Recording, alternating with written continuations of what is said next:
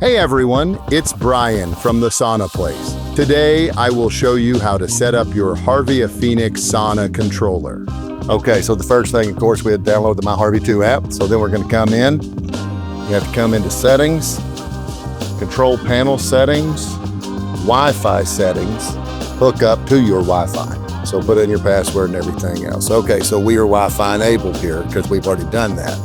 All right, so we go back, run Setup Wizard.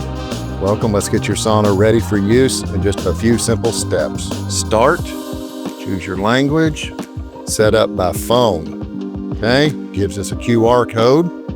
It takes you to the App Store if you haven't already downloaded the app. Now you log into your account or create a new account. Add the verification code that was sent to your email. Enter your name in the app. Now it's time to add the device. It will enter in pairing mode, so make sure your Bluetooth is turned on. Then just confirm you see the code you see on the screen. Now select your Wi-Fi and enter the password. Then just wait for the devices to finalize pairing. And finally, you can name your sauna and add in your devices. And there we go, setup is complete. Now you are ready to start heating up your sauna and have full control of your devices via the My Harvia 2 app.